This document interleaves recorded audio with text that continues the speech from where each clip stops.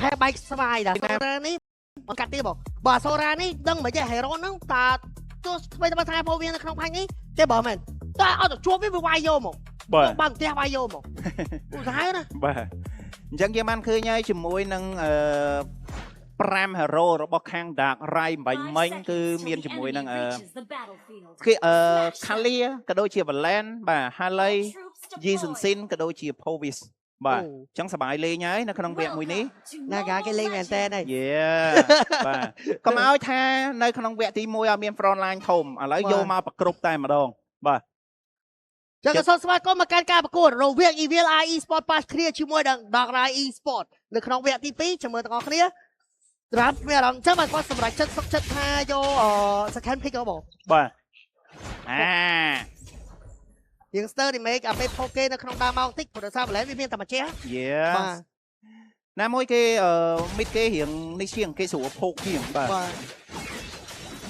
សត្វទឹក free បាទតាមលើអូសត្វទឹក Weapon Master 2នាទីអីជាមួយនឹង S2 បូក damage 8% នៅក្នុងចុងម៉ោងកប់សេរីព្រោះណា Weapon Master តែមិនក៏ឃើញម្ដងដែរអីយ៉ាបោកវាយទៅលើ KT យកតែម្ដងតាប់យកឡើងជាវាយគីបតខ្លែក្បាត់ First Blood ចុះក៏សុខចិត្តអត់ឆាយ Flick ទេបាទការស្ដាយជាមួយនឹង Flick ដែលដាច់ជាមួយនឹង First Blood មួយនេះដូចជាអត់សូវជាចំណេញប្រហែលទេសម្រាប់គាត់បាទសំខាន់ kill ហ្នឹងគឺចូលទៅលើ Dark Side ទៀតបាទយ៉ា Dark Side level 4បាត់ត្រឹមតែ1នាទីនិង27 second បាទយើងក៏ផ្លេចដែរជាមួយនឹង Infinite បាទ Note 60 Pro បាទអញ្ចឹងអ្នកទាំងអស់គ្នាកុំភ្លេចធ្វើការទិញជាមួយនឹងទូរស័ព្ទបាទ Infinite 60 Pro ផងដែរដោយសាកថ្មបាទល្បឿនលឿន90វ៉ាត់និងសាកឥតខ្សែ30វ៉ាត់យ៉ាមកអីជាមួយនឹងការគៀបវាយទៅលើ Golem វិញគួយបោះសាច់បាត់បោកវាយទៅលើ Heavenly ឡើងឈាមសោះប៉ុន្តែមិនមែនជាចម្រើននោះទេលើតែដាច់ដូចគ្នាវាយដល់ក្នុងប៉ងយកតែម្ដងវ៉ាវមានអារម្មណ៍ថាវគ្គ3 calling បាទដូរ play style ហើយជាមួយនឹងការទៅវាយ Golem មិនមែនវាយ XP ទេភ្លាម rotation កន្លែង plus stock តន់ឬមិនតន់ជាមួយនឹង total អត់តមានអ្នកបើក map ទេណាឲ្យខាច់ map ឃើញទេ free total បាទបើយើងមើលទៅ2 kill នេះដោយការនាំមុខមក K Golit ហើយ kill ហ្នឹងគឺចូលទៅលើ Dark Side ទាំងពីរតែម្ដងអញ្ចឹងអាចរៀងធ្ងន់ដែរ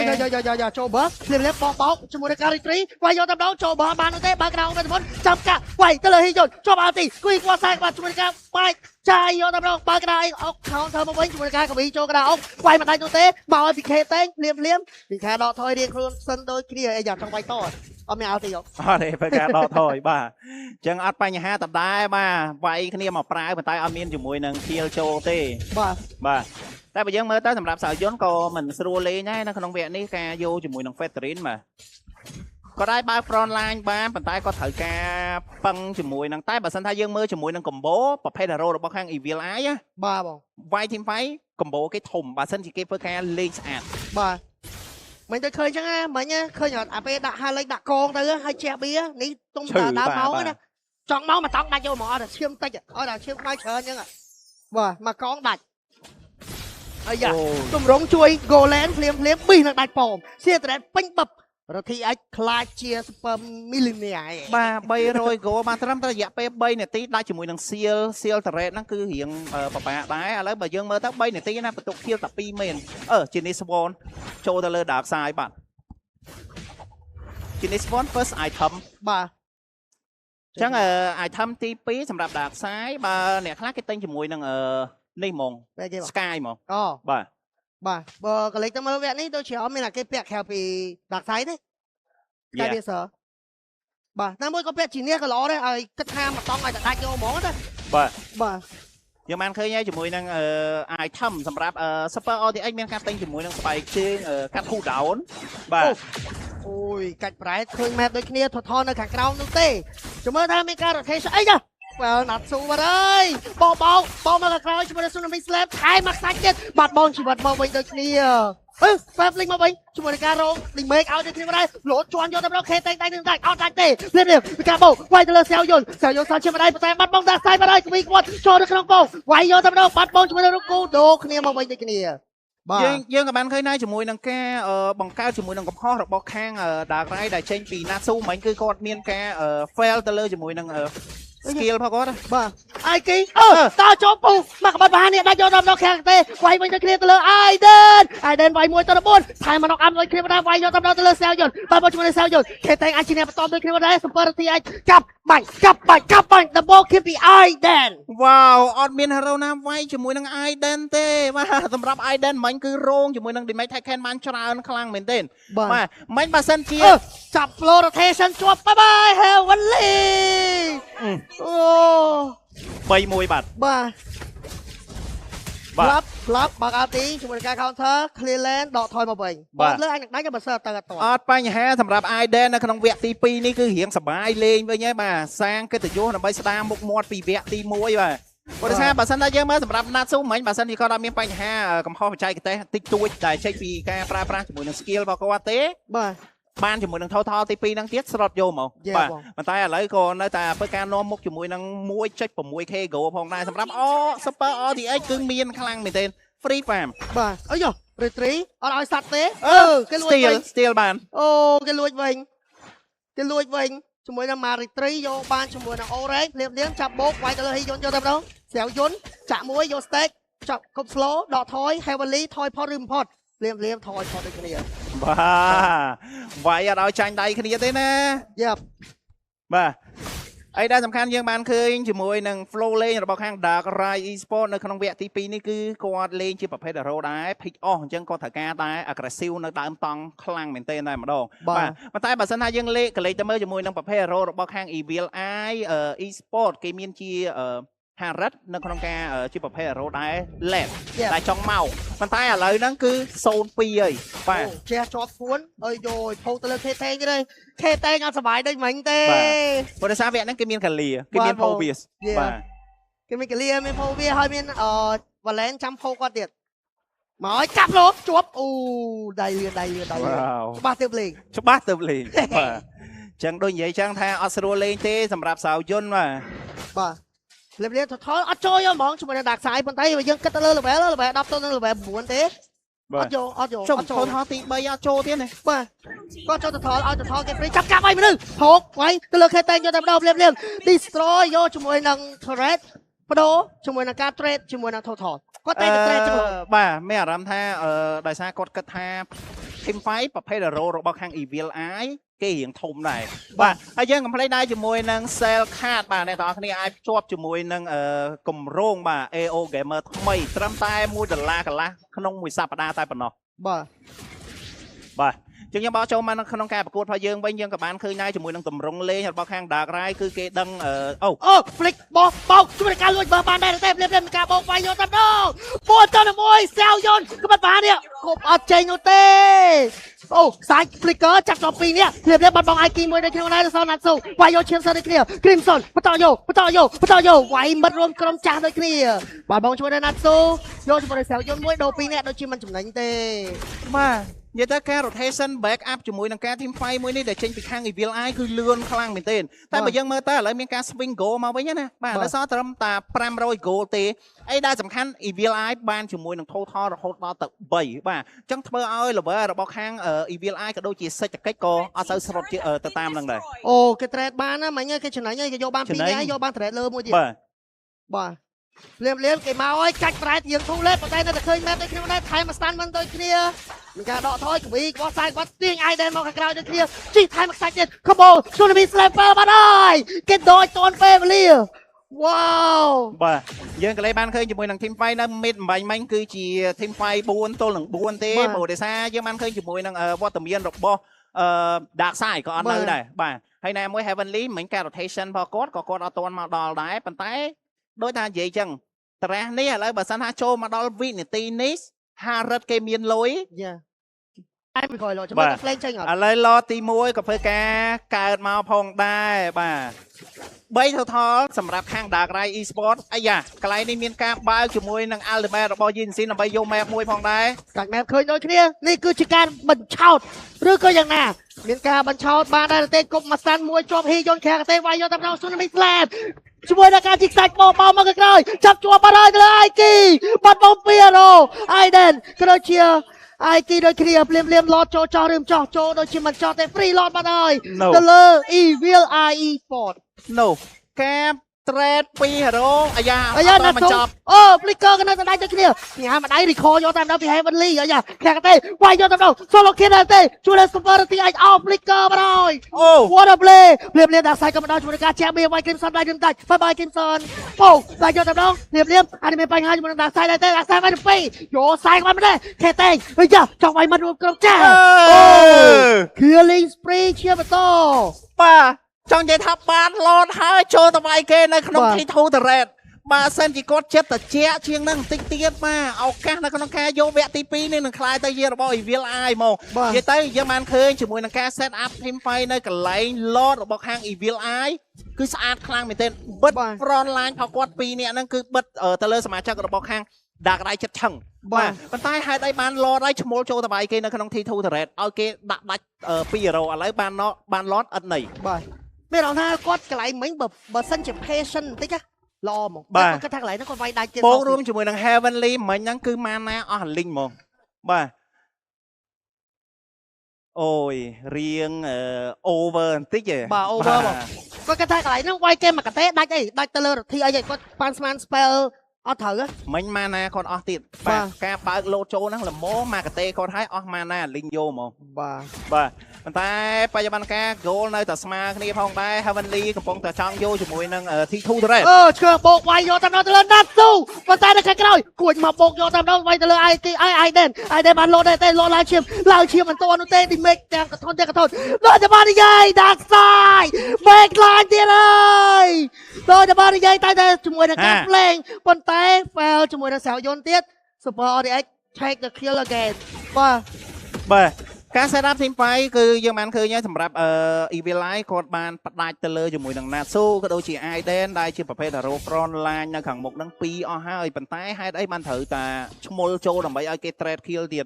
បាទយើងកំ play ដែរជាមួយនឹង Infinite Note 60 Pro បាទ it's not what you think បាទអ្នកទាំងអស់គ្នាកុំភ្លេចធ្វើការជាវជាមួយនឹងទូរស័ព្ទ Infinite មួយផងដែរព្រោះដោយសារសាកថ្មបាទល្បឿនរហូតដល់ទៅ90វ៉ាត់ក៏ដូចជាសាកឥតខ្សែ30វ៉ាត់បាទគាត់សៀវាយយកដល់ជាមួយនឹង Tsunami Slayer ចាប់បោកវាយដល់គ្នាផងដែរបាត់បោកជាមួយនឹងគូមុនគេអត់ទីមេហី Heavenly ក៏អស់កតេដូចគ្នាអាចជាការបោកបឆោតដែរតែជីខ្សាច់ Flicker ចាប់ចោល2នាក់ដូចគ្នាមកដែរជាប់ជាមួយនឹង Dark Side ចាប់3តោប៉ុន្តែដូចជា Stir ទីមេមកតែឯងតែប៉ុណ្ណោះគេដកថយអស់បាត់ទៅហើយបាទកន្លែងនេះមានអារម្មណ៍ថាអត់ចំណេញទេបាទការលោតចូលទៅកម្ពុជាគាត់ចាយជាមួយនឹង Flick ស្របពេលជាមួយនឹង Lord នេះគឺចេញនៅ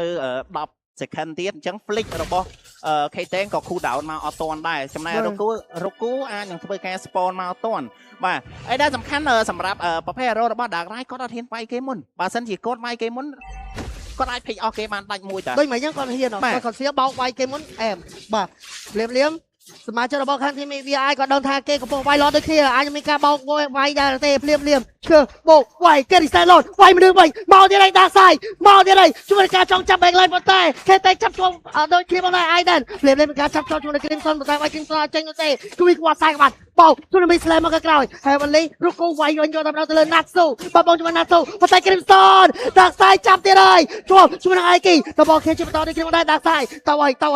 ដាសាយខ្វះមក scan ទៀតពេញBចេញដែរទេ Bចេញឬចេញកាលទីភ្លាមមានការដកថយសិនដូចគ្នាមកដែរជាមួយនឹងការលេង patient ខ្លាំងមែនតើពី Dark Side វ៉ាវ Dark Side នេះគឺអណយខ្លាំងមែនតើបាទ target របស់គាត់គឺ Crimson បាទ Crimson ហ៊ានតែបើកជាមួយនឹង Ultimate ត្រូវតែមានភ្នែកនៅខាងក្រោយមួយផងដែរអីដែលសំខាន់ចង់ឃើញជាមួយនឹង item របស់ Crimson ត្រូវការជាមួយនឹង Winter Crown ដាច់ខាតបើសិនជាមិនចេញជាមួយនឹង Winter Crown ទេដាច់អាក្រោម5ហ្នឹងនិយាយមែននិយាយរត់ទៅ Dark Side តែទៅចាប់ Crimson ឲ្យតែពេលដាក់ក្រៅបើក្រៅវិញមុនវានៅមួយកន្លែងតែមិញគេតែគាត់ដឹងដូចគ្នាគាត់ដឹងដែរគាត់មិនគាត់ដេញចាប់Dark Side តែចាប់អត់តែឥឡូវបើយើងកលេចមើល Super RTX ក៏មិនក្រទេណា5-0 អាស៊ី7អីដែលសំខាន់រាល់ពេលដែល team fight របស់ខាង Evil Eye front line របស់គេគឺតែជោគជ័យNatsu fail ទៀតហើយ fail B បាត់ហើយជាមួយនឹងការបើកក្រៅវិញមុនវាយយកទៅដល់គីរបស់ខ្សែក្បាច់ជាមួយការចូលកបោខាងទេដូចជាវាយអត់ដល់ទេថែមកស្គៀទៀត Aiden តែនឹងតែជន់ឡើងឈាមប៉ុន្តែខាងក្នុងនេះបាត់បោកជាមួយនឹង Aiden បោះលោតចេញដូចគ្នាប៉ុន្តែ Aiki ដូចយើងធ្ងន់ដូចគ្នាបងដែរ Super RTX ជាប់អ្នកនៅខាងក្នុងតែបិទ damage ដូចគ្នាគឺ K-Tank front line ខ្លាំងមែនតើអត់មានតែគេវាយ K-Tank ដាច់នោះទេ K-Tank ល្អខ្លាំងមែនតើម្នាក់ឯងបាទបិទជាមួយនឹង hero damage របស់ Dark Knight Esports ដល់ទៅ2នេះចូលឡឬមិនចូលដល់តែគេនៅក្នុងឡដែរប៉ុន្តែចូលឬមិនចូលប៉ុន្តែកលេចទៅមើលមីនៀន បាទដាក់ខ្សែនៅក្រោមដាក់ខ្សែគាត់ប្រឡែងហើយបាទ wow អូយមានអារម្មណ៍ថា position របស់Natsu ដូចជាមិនសូវជាធ្វើបានល្អប្រហែលទេនៅក្នុងវគ្គទី2នេះបាទអីដែលសំខាន់មានអារម្មណ៍ថា communicate តែម្ដងបាទទៅលើក្រុម Dark Rai Esport បាទគាត់មានអារម្មណ៍ថាគាត់ចាំឲ្យគេលេងមុនណាហើយរាល់ពេលដែលគាត់ដើរ position គាត់តែងតែឲ្យគេចាប់វាយគាត់មុន Yep បាទទាំងដែរប្រភេទ hero របស់គាត់ភិចអស់ដែរ what Yeah គេ បាទអញ្ចឹងឡទី2ក៏បានទៅខាង Evil Eye Esport បាទចាំមើលតែបើយើងក៏លេខទៅមើលជាមួយនឹង Go ស្មើទេប្រភេទ hero ដែរ carry damage ដែលចេញពី Dark Side ក៏ដូចជា Super RTX ក៏មានលុយដូចគ្នាបាទមានតែ IQ ទេដែលដាច់រហូតដល់ទៅ5បាទអញ្ចឹងរៀងពិបាកដែររៀងស្ទើរ damage បាទតែបើលុយអត់ចាញ់ទេណាបាទ chest ទី2គ្រាប់បិទជាមួយនឹង attack speed បាទទៅ stick hold រហូត អើយយ៉ាបើក map កាច់ប្រែតដាក់មកទូស៊ូនឹងមិនស្លែមប៉ុន្តែវាយរុកគូដៃនឹងដាច់អត់បើបងជាមួយរុកគូមកគេដូចគ្នាមកដែរក៏ដូចជាមានការ trade គ្នាមកវិញដូចគ្នាព្រាមនេះអាយដែរនៅខាងក្រោយម្នាក់ឯងវាយមួយទៅ3យកសាយក៏បានដែរប៉ុន្តែខេតែបិទទីមេអាយគីបាត់ហើយអាយគីមិនអាចមកជួយសង្គ្រោះបាននោះទេបាត់បងអាយដែរបាត់ហើយប៉ុន្តែមានការ free load clear ពី super RTX បាទ2ដូរនឹង1ឥឡូវកំពុងតែធ្វើការចង់ clear ជាមួយនឹង Lord បាទ T3 Terrain នៅខាងក្រោមបាទអាចនឹងដាច់វាយមិនដាច់អត់ដាច់ទេមានរៀនជាប់ដល់អីយ៉ា clear ហើយអីយកបានទេអើយកាក់ទេសម្រាប់ចិត្តឆៅវាយយកតែម្ដងបាត់បោកជួយ clear ស្រីមួយនៅខាងក្រោមបាទអញ្ចឹង Lord ទី2មួយនេះបាទបានជាមួយនឹង T3 Terrain បាទពីរផ្លូវគឺរៀងចំណេញដែរបូករួមជាមួយនឹង Lord ទី3នេះនឹងកើតនៅខាងលើហើយបូករួមជាមួយនឹង T3 Terrain នៅខាងក្រោមហ្នឹងគឺដាច់ហើយអញ្ចឹងការដាក់សម្ពាធជាមួយនឹង Minion Pressure នេះគឺកើតឡើងទៅលើដាក់បន្ទុកទៅឲ្យ Dark Rai Esport បាទតែមិញមើល item បង IK item make មែនបង item make អូចឹងបាទគាត់ copy សូរ៉ាចំណេញទេបាទលៀមឈូពីតង់គេ retrieve បើ flicker មកវិញជួយការបើរង damage ដាក់ថែម star មកវិញដូចគ្នាប៉ុន្តែគេមានជីវិត2ដកថយមករៀងខ្លួនដូចគ្នា all spell all ulti សំខាន់ដូចគ្នាប៉ុន្តែ Crimson គាត់នៅសល់ ulti លោតចាប់យកតាមទៅជួនមី slam បោកប៉ាំងគ្វីគាត់ខ្សែគាត់មកខាងក្រោយបោកវាយប៉ុន្តែវាយវិញគេវាយវិញដូចគ្នាបងដែរបាត់បោកជាមួយ Natsu បាត់ហើយ Damage Dark Side គេចាប់ជាប់ចូលចិត្ត Flame គេចាប់ជាប់បាត់ហើយចង់ទៅណាហ៊ីយុននៅខាងក្រោយក៏ជាប់ជាមួយនឹង ai ដែរដូចគ្នាអាយ៉ាកទីទៅអត់ជួយណាគេទេសាវយុនបាត់ហើយបាត់បងជីវិតដូចគ្នាបាទដេញចាប់ Dark Side អត់ទាន់ទេ Free Dark Free B Aiden លោតជាបន្តវាយទៅលើរូបគូលោតវាយជាមួយនឹង Heavenly ជាបន្តដូចគ្នា Heavenly កាត់ទៅលោតកាត់ទៅមាន2លោតទៀតប៉ុន្តែបាត់បងជាមួយនឹង Aiden ដូចគ្នាដៃក៏វាខ្វះខ្សែក្បាត់ដល់ថែមបន្ទុកទៀតបាត់បងជាមួយនឹង Heavenly ដេញវាយដេញជន់បន្ទុកជាប់ស្តាត់2នេះកាប់បាញ់ដល់បងទៀតពី Super RTX អូឥឡូវនៅសល់តែជាមួយនឹង Crimson មួយទេបាទប៉ុន្តែ Minion នៅខាងលើ Crimson ស៊ីអាល់ទីបាត់ហើយចាយបៀប៉ុន្តែចំ Minion សយក្រៅទៅជាមួយនឹង Dark Side អត់អែនេះយកឡតសិនបាទយកឡតអត់អែនេះបាទព្រោះដោយសារឥឡូវសាវយុនធ្វើការ spawn មកហើយជុំ Evil Eye វាយ Team Fire ឈ្នះរហូតបាទប៉ុន្តែមានអារម្មណ៍ថាគាត់រៀង over រហូតយេបាយតម្រងហើយបងគេហែករហូតបាទចាំមើលគាត់ត្រូវចាប់ position Dark Side បងនឹងវែងចាំតែខាងមុខទៀតក្លុកវិញមែននិយាយទៅមិញរូបភាពវីដេអូ highlight បើសិនជាមានណាមិញ3នាក់4នាក់នាំគ្នាដេញ Dark Side មួយបាទបន្ទាប់មកស្រយុនទុកស្រយុនចោលម្នាក់ឯងនៅផ្ទះគេនឹងអត់ជួយមិនបាទអញ្ចឹង Lord នេះគឺជា Lord Evil ផងដែរបាទអូគាត់តែគាត់បាច់ clear Minion ទេបាច់ clear ទេបាច់តម្លាក់ទេព្រោះដោយសារ Minion នៅជាប់នៅខាងលើclear បាត់ជំរឿនដែរល្អសម្រាប់ IK គាត់គួរតែ copy ជាមួយនឹង ultimate របស់ Crimson បាទងាយស្រួលនៅក្នុងការ cover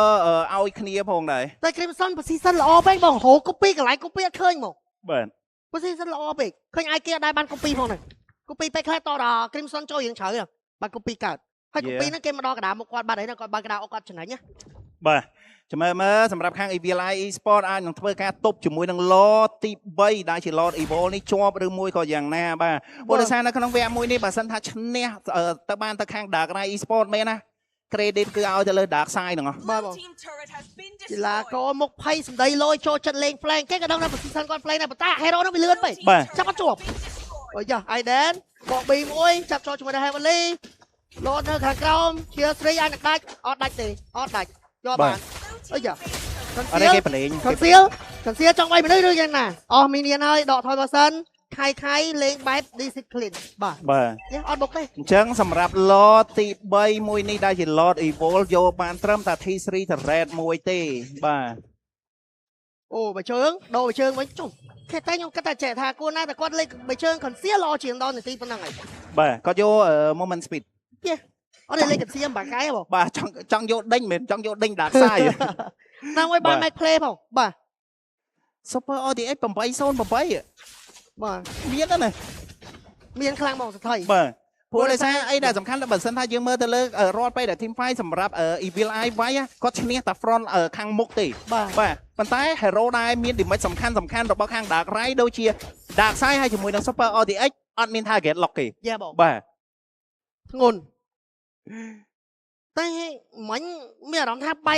ក team fight ដាក់រ៉ៃក៏លុកពេញ map ក៏ Dark លុក Side ក៏ lock ដាក់សាយគឺក៏លុកពេញ map យកមកឈ្មោះទៅមុខគេឆ្លាយចាំចាប់គាត់ដល់ពេលចឹងវិញណោះស្រាវយកនឹងក្រោយនឹងក្រោយជាប់ម្នាក់ឯងហើយគ្នា4នាក់ដេញតាមដាក់សាយមួយ ទៅគ្នាមកក្រុមទៅវាយគេទុកម្នាក់ចោលនៅផ្ទះគេ បាទអីយ៉ាអាទីផ្លិកជាមួយនឹងការ freestyle ក្រុមជើងអូឡូតគេ first skill tournament slam ចាប់បោកវាយបើក្រៅវិញមកដូចគ្នាជាមួយនឹងការគួយបោកខាងក្រៅអូចុចកោមួយសិនដូចគ្នាបានបាត់បោកជាមួយរ៉ូកូអុកថែមស្តានទៀតលោកហើយមានបញ្ហា Aiden ព្យាយាមនៅក្នុង pro line ឆាយផ្លិកអី ហា អត់អី អូយមានអារម្មណ៍ថាសម្រាប់រកគូបើយើងមើលទៅក៏គាត់រៀង bad performance ដែរនៅក្នុងវគ្គទី2មួយនេះ ចេញកអណាដាក់ខ្សែគេចេញកហើយដាក់ Crimson ចាយច្រើនណាស់ចាយអស់ spell ទាំង K តេងទាំងរកគូហើយរកគូដាច់ទៀតហើយអស់ជាមួយនឹង Winter Crown មួយទៀតខាតខ្លាំងមែនទេ លៀមចូលចអត់គេចាប់បោក Tsunami Slam ថែមមកទូទៀតអត់បានធ្វើអីទេមានជីវិតពីរកើវិញអាចរស់ដែរទេជាមួយនឹង K តេងអកកមួយដូចគ្នាដែរដៃលើជាមួយនឹងការ So Hand លៀមហ៊ីយន់ហើយមានបញ្ហាបើក្រៅវិញមុនវិញពីឯគេចាប់បោកវាយ Hello Heavenly where are you to go bye but ជាមួយនឹងការ Heavenly ដូចគ្នាដែរ K តេងអាចមានបញ្ហាកាប់បាច់វិញមែនជាមួយនឹង Legendary ពី Super RTX អូអត់ដាច់ជាមួយនឹងពីរ៉ូបាទដាច់ជាមួយនឹង Heavenly អត់ចង់អែនទេបាទអត់អែនមិតអែននេះគាត់យក lot សិនគាត់ថាអែនអត់កើតបាទ discipline លេងតាមអ្វីដែលជាវិន័យរបស់គាត់គាត់ដាក់ឲ្យអូធ្ងន់ចោនៅក្នុងវគ្គមួយនេះយើងបានឃើញអត់ទេ analyst ដឹងតែឆ្ងាញ់ហ្មងប៉ុន្តែបើសួរថា mistake មានទាំងសងខាងមានច្រើនទៀតបាទបញ្ហាបើសិនជាដើមតាំងពីដើមតង់សម្រាប់ខាង Dark Rai Esport ក៏សម្រេចចិត្តនៅក្នុងការចាប់ទៅលើសមាជិកណាមួយគ្រប់តាំងពីដើមតង់មកហ្មងអត់ធ្វើឲ្យពិបាកខ្លួនឯងដល់កម្រិតហ្នឹងទេបាទចំណែកខាង Evil Eye បើយើងមើលទៅរាល់ពេលដែលគាត់វាយឈ្នះជាមួយនឹង Team Fight គាត់តែងតែចូលទៅឲ្យជាពិសេសគឺទៅលើសាវយន្តគាត់តែងតែដាច់វិញរហូតតាន់លេងចេញអីណាត់សូហ្វែប៊ីបាត់ហើយថែមមកទូទៀតប៉ាឡាល់ទីវីរុកូអល់ទីជាមួយទុកជាប់ដែរទេ Lord Evil មកដល់ហើយ Damage Reduction ពេញណែនតាន់តាប់បបពុកវាយយកទៅលើសាវយន្ត Lord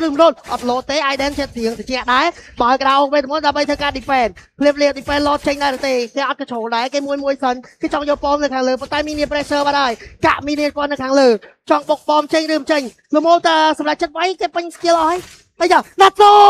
what a play ចាប់បោកវាយយកទៅដល់ Africa បាត់ហើយ Crimson ប៉ុន្តែ Aiden ក៏ Africa ដូចគ្នាមកដែរចាប់បោកវាយទៅលើចៅយកដូចគ្នាមកដែរបែកវងបាត់ហើយ Aiden បាត់បោកច្បាត់ចេញច្បាត់ពីរក៏អត់មានលុយចេញកទេបាយបាត់យកតាមដល់រុកគោមានច្បាត់ក៏សមឈាមមកដែរវ៉ាដែរទេអីយ៉ាកាប់បាយ Flicker កាប់យកតាមដល់ពី RTX ដល់ឲ្យធីមលឿនកាប់មែនទេជាមួយនឹងការចេញច្បាត់ពីរក៏ Oh my god what a far hand ប៉ុន្តែនៅតែដាច់ត្រែ RTX Heavily ចូលឡើងឈាម Oh my god មើលអូយគាត់ពាក់អាឆ្កៀងឡើងឈាមហ៎ឈប់ពីតោះជាមួយនឹងឯងធ្វើឡើងឈាមមិញសឹងតែសល់តែ 0.01 ភាគរយនៃឈាមហ្នឹងបាទអូយបាទអញ្ចឹងរៀងធ្ងន់ដែរ Dark Side បើសិនជាចង់ដាក់ Ultimate ទៅលើ Heavenly លុះត្រាណាតែវាយអត់មានជាមួយនឹង Minion នៅហ្នឹងបាទព្រោះដោយសារមាន Minion នេះបានឃើញប្រើជះតាមមួយ skill ឡើងឈាមចង់ 30% perfect build យកតាមដល់ពី Heavenly ការជាមួយនឹងការ build ស្គីលកោឡើងឈាមហ្នឹងពេលគាត់ឈូដល់ពីតង់ប្រើតែមួយ skill ឡើងឈាមពេញអញ្ចឹងពេលដែលរស់ Team Fight ដែលនៅជុំអ៊ូគឺយើងត្រូវតែបែកគេបើមិនជុំអ៊ូគេក្រាក់ទេអាល់ទីបដាសៃអត់ណីគេឈូឡើងឈាមឥឡូវយើងកលេងមកមើលជាមួយនឹង Item Winter Crown 3នាក់ដែលចេញពីខាង Evil Eye Sora ក៏ពាក់ Crimson ក៏ពាក់ហើយជាមួយនឹង Featherin ប្រហែលជាមិញអស់ជាមួយនឹង Immortal លក់ Immortal ទិញជាមួយនឹង Winter Crown ដើម្បីវិញប៉ុន្តែសម្រាប់ Heavenly អត់មានជាមួយនឹងImmortal ហើយក៏មានជាមួយនឹង Winter Crown ដែរបាទ item damage សុតយកហ្មង លៀមជាមួយនឹង Lord អីយ៉ាខេតែងអត់តាន់ទេណាគេបោកវាយខេតែងមកហើយខេតែងអង្គុយឡើងឈៀងគេស្ដាប់ទៅមើលយកតែម្ដងអត់តែខេតែងទេជាមួយនឹងការបោកបឆោតបើក្រៅវិញមុនចុចកមួយសិនដូចគ្នាមកហើយដើម្បី hold team fight ជាមួយនឹង Aiden តាន់អត់ចេញទៅទេគេវាយបែកមាត់បាត់ហើយហើយគេក៏បែកមាត់លោកគេចាប់ជាប់ជាមួយនឹង Dark Side ណាធ្វើឲ្យអ្នកគ្រូថាលោត B ចេញតនពេលវេលាចាំមើលណាអាចDark Side វាបែកឡើងវិញ Hello ជាមួយនឹងការឆ្វិន break ប៉ុន្តែណាត់សូកបោធ្ងន់មានចំណុច2លោតចូលប៉ោពីការក្រោយហើយបោកអត់ទេប៉ុន្តែជាអត់ត្រូវនោះទេ Dark Side គេ flick តាមអាយ៉ាបាប់ទូដាច់ការจะ comeback អាចจะ comeback ចុចកមួយមានមីនពីគ្រូយន់មានច្បាប់2វាយទាអមីនប៉ុន្តែមីនតែការចូលចេញwhat a comeback from Evil Eye Esports 26 kill ទល់នឹង26 kill អូវាយ70នាទីអូយ Heavenly Oh my J Heavenly what a comeback from Evil Eye Esports wow ក្រុម Evil Eye ចង់សញ្ញាកុងត្រាមួយ Heavenly នេះសញ្ញាឲ្យហើយគ្រាន់តែប្រាប់សញ្ញាកុងត្រាឡើងចាក់ហើយសញ្ញាកុងត្រាអីសញ្ញាឲ្យហើយបាទសម្រាប់ Heavenly បាញ់មិញអត់ខ្ចីពាក់ជាមួយនឹង Immortal អត់ខ្ចីពាក់ជាមួយនឹង Winter Crown តែឆ្នៃទៅជាមួយនឹង item វាយឡើងឈាមបាទមកស្អាតសំខាន់វា selector ណាបងអាពេលចាក់គុំម្ដាយវាបែកអា butterfly អូយញ៉ាំសាច់សើពុកម៉ាក់គាត់ទេបាទសើពុកម៉ាក់គាត់បាទអញ្ចឹងយើងក៏ຕົកទួនាទីនេះឲ្យទៅហោះដ៏ស្រស់ស្អាតរបស់យើងគឺ Annie អបអរសាទរទៅកាន់ Evil Eye Esports ផងដែរជាមួយនឹងលទ្ធផល2ទល់នឹង0ធ្វើឲ្យ talent គ្រប់រូបបាក់ចកេះតែម្ដងជាមួយនឹង prediction ក្នុងថ្ងៃនេះ Evil Eye Esports ធ្វើមួយរឿងជាមួយនឹងលទ្ធផល2ទល់នឹង0ទៅកាន់ Team Product Rai Esports ផងដែរយ៉ាងណាមិញនៅថ្ងៃនេះផងដែរយើងនឹងមានជាមួយនឹងវត្តមាន interview នៃកីឡាកររបស់យើងដូចគ្នាសូមអញ្ជើញ Evil Eye Esports ឡើងមកលើវេទិកា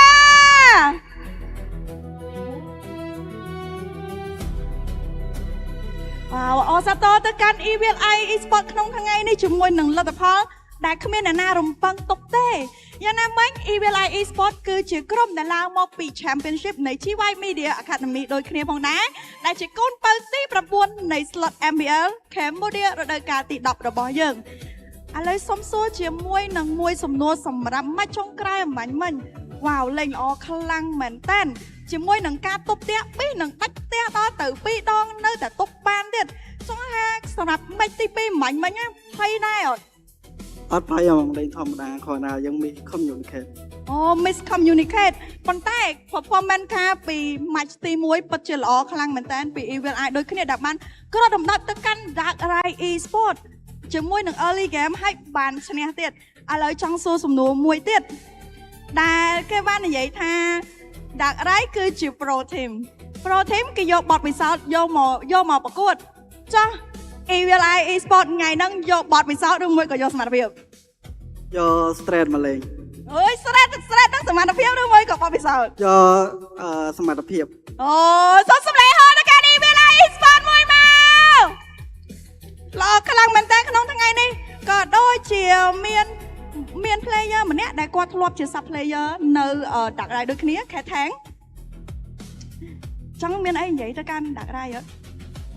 អត់មានអីនិយាយមកគ្រាន់ជូនពរឲ្យគាត់ធ្វើបានល្អនៅសប្តាហ៍ក្រោយៗហើយក៏សាត់ឲ្យទៅដាក់ខ្សែនឹង Aiden ហើយដោយសារគាត់មិត្តរួមក្រុមខ្ញុំចាស់អូយ៉ាងណាមិញនៅសាត់ឲ្យសម្រាប់ជាមួយនឹងមិត្តរួមក្រុមនៃធីមចាស់ផងដែរអបអរសាទរទៅកាន់ Evil Eye Esports ក្នុងថ្ងៃនេះសាច់ជុំម្ដងទៀតសូមសម្លេងអបអរសាទរទៅកាន់ Evil Eye Esports ម្ដងទៀតមកចាអរគុណខ្លាំងមែនទែនមុននឹងយើងចាប់ផ្ដើមនៅគូទី2របស់យើងគឺជាគូដែលប្រវត្តិសាស្ត្រនៃ MPL Cambodia ផងដែរ Pro Esports ប៉ះជាមួយនឹងកីឡាការិនីរបស់យើង Queen Phoenix ផងនោះសូមមកវាយពេលវេលានេះតើឲ្យ analyst របស់យើងបរិយាបន្ថែមសម្រាប់ការប្រកួតចុងក្រោយដ៏អស្ចារ្យអំបញ្ញមិញនេះយោក្បែរ30នាទីវ៉ាវវាយដល់កហ្មង បាទសំខាន់មានជាមួយនឹងគេហៅថាចុងម៉ោងសម្រាប់ Super RTH ហើយនៅតែមិនអាចវាយបានទៀត បាទបើយើងនិយាយទៅជាមួយនឹងការពួតវគ្គទី2នេះពីដាក់ក្រៃហ្មងមានអារម្មណ៍ថា3អ្នករបស់គាត់គឺ fail ខ្លាំង3អ្នកដែលខ្ញុំនិយាយគឺ Natsu Aiden និង Aiki